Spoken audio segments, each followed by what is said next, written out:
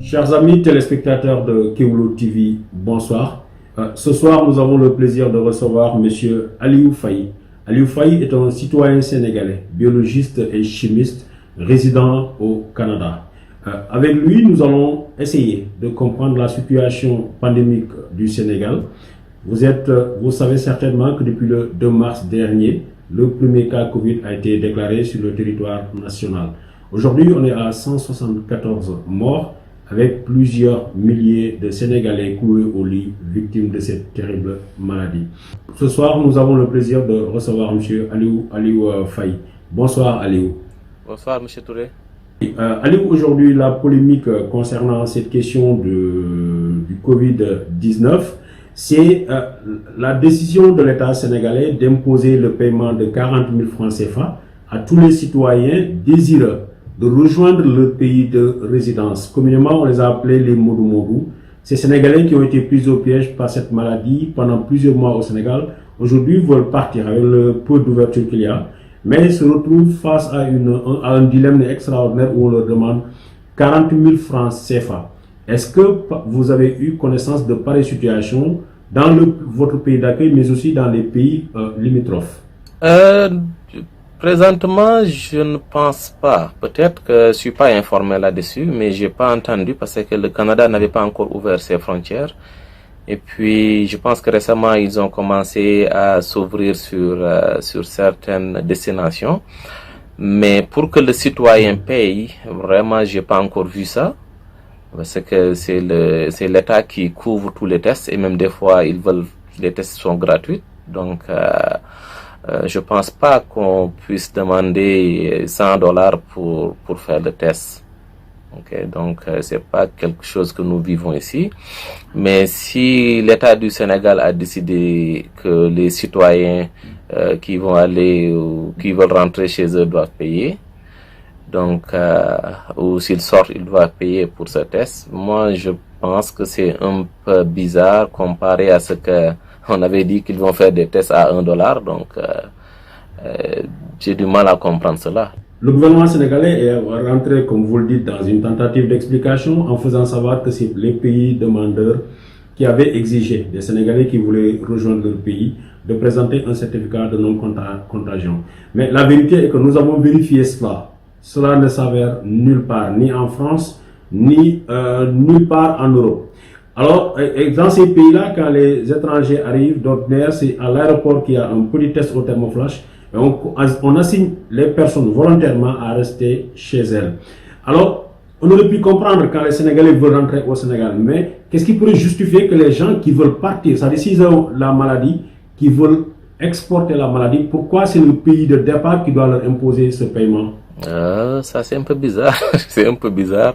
Franchement, je pense qu'il faut qu'on cherche davantage parce que cela me semble un peu bizarre, hein, parce que présentement, les gens sont restés très longtemps sans gagner de sous, que ce soit en Europe ou bien en Amérique. Donc, tout le monde est en stand-by. Donc, les déplacements commencent à se faire. Je pense que c'est pas le moment de faire payer les gens, si possible. Donc, de l'argent a été mis pour le Covid. Les Sénégalais ont payé. Pourquoi pas ne pas subventionner cela? Donc, si c'est quelque chose d'inévitable, pourquoi pas ne pas le subventionner? Okay? L'argent est déjà là. Les Sénégalais ont participé.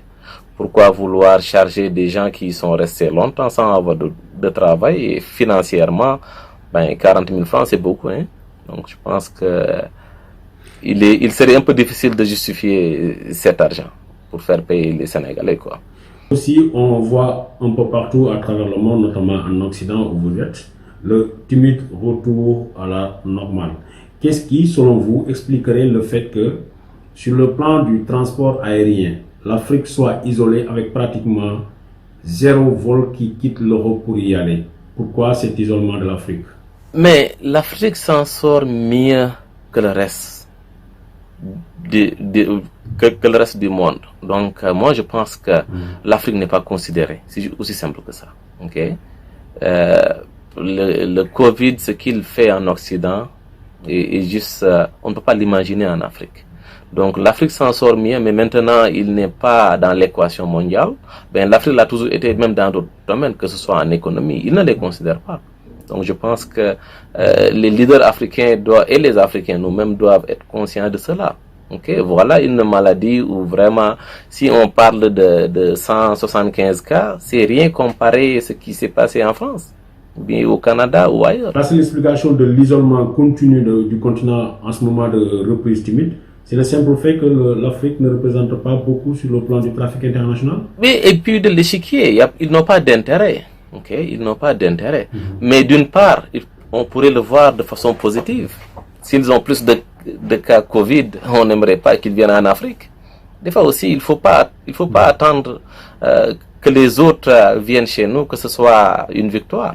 Moi, je ne pense pas.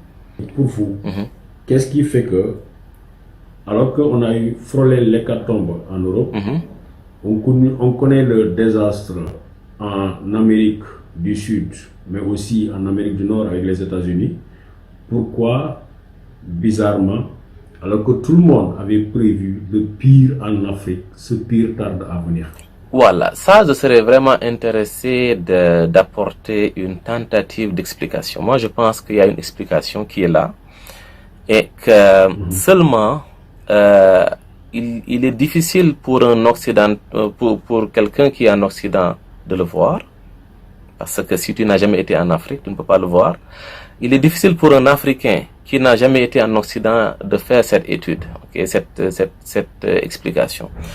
Donc, j'aimerais donner en fait, ce que j'ai observé par rapport au Covid, et puis en faisant une étude comparative, okay, par rapport au mode de vie et de ce que nous vivons, et puis de donner à chaque Africain qui est en Occident de pouvoir vérifier par lui-même, et puis quand on comprend le pourquoi, on pourra plus orienter la lutte. Okay? Donc, voilà ces 4 points peut-être qui pourront donner une explication. Donc, le Covid-19 a fait des cas de contamination très élevés en Afrique et des cas vraiment très faibles comparativement. Donc, pour moi, l'explication doit résider fondamentalement dans la différence qui existe entre l'Occident et l'Afrique. Donc moi j'ai fait une approche, j'ai essayé de voir les raisons, je me suis posé les questions. Premièrement, je me suis dit que ça doit être au niveau des infrastructures, en expliquant que le Covid c'est juste comme la grippe, et puis automatiquement la contamination se fait par les mains. Okay? Donc ça c'est facile à comprendre. Donc les écoulements nasales, donc tout ça va directement contaminer les mains. Donc le principal vecteur c'est les mains. Okay? Ça je pense c'est facile à comprendre. Et donc le deuxième vecteur pour moi c'est les loquets de porte ou bien les poignées de porte. Okay? Et si cela s'explique, donc effectivement il doit y avoir plus de portes à ouvrir en Occident qu'en Afrique. Okay? Parce que ici, partout où tu vas pour rentrer dans un magasin, il faut ouvrir les portes. Donc, tu prends une personne qui va aller faire l'épicerie en Occident et tu compares à une femme africaine qui va au marché, tu verras que cette personne va habiter dans un immeuble, il va ouvrir la porte. Donc, il va aller, on va juste sauter le transport, il va aller faire l'épicerie, il va prendre un panier, il va prendre un chariot. Pour les produits frais, il va ouvrir les portes pour prendre du lait, des œufs. Donc, il y a tellement de portes qu'il va ouvrir. Il va aller dans une machine pour payer avec sa carte, avec un code PIN. Donc, il va être en contact. Et puis, il va laisser ce panier ou bien ce chariot, comme vous le dites. On l'appelle caddie. Vous l'appelez caddie. Nous, on l'appelle. Donc, il y a des zones de contact qui sont là. Donc, imaginez que cette personne soit malade du Covid. Et il fait toute cette circulation. Donc, il va laisser beaucoup de zones de contact qui sont communes à tout le monde. Tu prends la même personne en Europe, en Afrique, nos bonnes femmes qui vont au marché. vous habitez dans une maison, ou bien même dans un immeuble R+2, R+3, quand on ouvre la porte le matin, on le ferme généralement que le soir. Cette personne va aller avec son seau, son panier ou bien sa calebasse. Il va être au marché. Il n'y a pas de porte au niveau de nos marchés. Il n'y en a pas. Il va faire, donc, tous les contacts éventuels, c'est quand il va donner de l'argent. Donc, c'est le commerçant qui est plus exposé. Donc, il revient. Donc, le seul contact par les mains, ça va être l'argent qu'il va donner. Ok? Donc, vous verrez qu'il n'y a pas même sa calebasse ou bien ce seau, il va le ramener. Alors qu'en Occident, tu vas contaminer le caddie, comme vous le dites, et puis le laisser là-bas. Tu vas contaminer beaucoup de portes. Et de cela, même si tu ajoutes nos boutiques là, nos shops, nos boutiques, tu rentres, il n'y a pas de porte qui est ouverte. Ok? Tu vas acheter la boisson, c'est le boutiquier qui va ouvrir pour te donner ça. Donc, il n'y a pas de contact de zone où les autres vont venir faire la même chose. Donc, vous verrez que dans nos activités journalières, en Occident, on passe toute la journée à ouvrir des portes. Il n'y a pas un endroit où tu vas rentrer sans ouvrir pour entrer ou ouvrir pour sortir. Donc, il y a deux zones de contact qui se font de façon régulière. C'est des gestes banals, mais fondamentalement, c'est ce qui différencie les gens. Tu prends le transport de masse, ça va être pareil. Vous avez les trains là, vous rentrez dedans, il y a toujours les bars où les gens s'agrippent.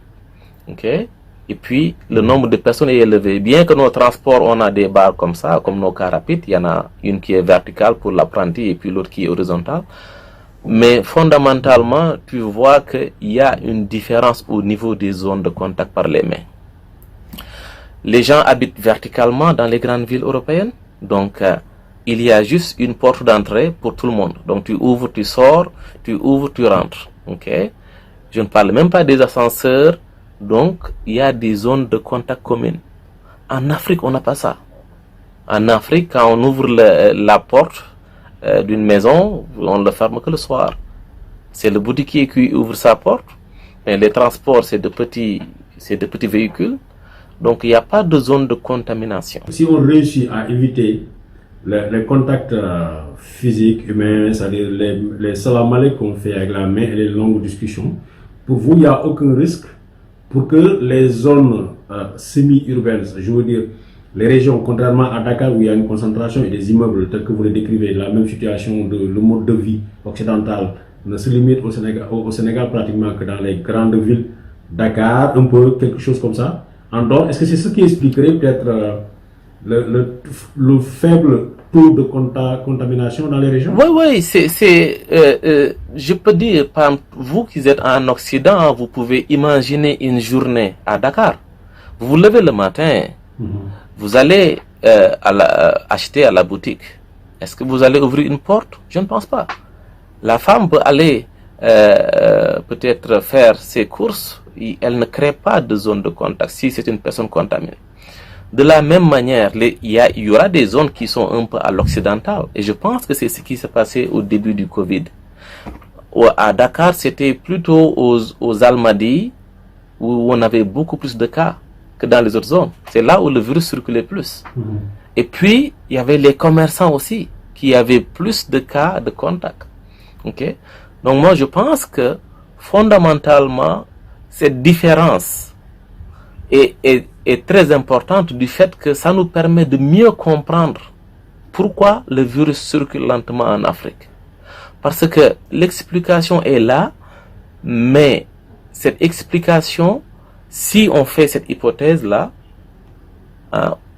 ça nous permet d'orienter, ça nous permet de mieux comprendre. Parce qu'ici en Occident, ils ont compris ça. Okay? Mais ils n'ont pas de référence pour dire que ouais, ça c'est l'élément majeur. Ça c'est le facteur principal. Par exemple, l'Afrique, si ça se faisait par l'air, comme on le pense là. Comme certains l'avaient prétendu. Mais l'Europe n'est pas plus dense que l'Afrique. Ok? Donc, ça c'est une hypothèse. Mais si c'était vrai, l'Europe n'est pas plus dense que l'Afrique. Donc, la contamination passerait principalement par des surfaces publiques. Et les poignées de porte, sont des candidats qui pourraient expliquer cette différence. Ok? Donc, si ça passerait par les éternuements ou bien truc, l'Afrique, ces cas augmenteraient rapidement. Mais du fait que l'Afrique n'a pas de porte à ouvrir, l'Africain n'ouvre pas de porte comme en Occident. Okay? Il est impensable pour un occidental d'aller dans un building sans ouvrir la porte pour rentrer ou bien ouvrir pour sortir. De plus, tu ouvres la porte, se ferme par elle-même. En Afrique, quand tu ouvres la porte, c'est toi qui vas le fermer. À cela s'ajoutent aussi les ascenseurs où c'est des endroits très fermés. Mais oui, les ascenseurs, mais les trains là, quand vous rentrez, les mains, ça s'agrippe partout. Imaginez quelqu'un qui est malade. Il va souiller tout le train là. Et puis il y a combien de personnes qui vont passer. C'est pourquoi on dit des clusters, ça explose. Okay? Mais les mains sont les principaux vecteurs. Donc on peut avoir peur de la personne, mais il faut toucher une surface intermédiaire qui va que l'autre va toucher pour contracter la maladie. Voilà, je pense que ce qui est important dans ça, c'est juste quelqu'un qui donne une explication, mais chaque Africain qui vit en Occident, okay, pourrait facilement voir sa journée en Occident et le comparer en Afrique. C'est-à-dire, mais du matin jusqu'au soir, combien de portes j'ouvre quand je suis à Paris? Et puis se dire, mais quand je suis à Dakar, est-ce que je vais ouvrir le même nombre de portes? Aujourd'hui, quel est le conseil que vous pouvez donner aux Africains pour qu'on puisse encore baisser davantage le niveau de cas de contamination au virus Covid-19? Moi, je pense que c'est très simple. Chaque Africain vivant en Occident peut comparer ce qu'il vit présentement, ça fait une journée ou bien il peut prendre toute une semaine, voir toutes ses activités, le nombre de portes qu'il ouvre, de le comparer s'il était en Afrique et de voir que ça pourrait être une explication. Et je pense que si cette hypothèse est confirmée, on pourrait éventuellement en Afrique orienter la lutte vers des zones qui sont un peu à l'occidental. Je te donne un exemple. À Dakar, les gas stations là, ils ont leur boutique là. Mais partout où il y a la climatisation, il y a les portes qui sont fermées. Donc, cette personne qui a cette boutique là pourrait mettre quelqu'un au niveau de la porte. Si une personne rentre, il désinfecte. Si une personne sort, il désinfecte. Mais au niveau individuel aussi, chaque personne peut faire le combat. C'est-à-dire que moi, avant d'ouvrir une porte, je fais le gel, j'entre, je sors, je fais le gel. Donc je pense que ça, c'est deux choses qui pourraient aider l'Afrique très rapidement. Très bien. Je vous remercie, M. Aliou Faye. Tout le plaisir est pour moi.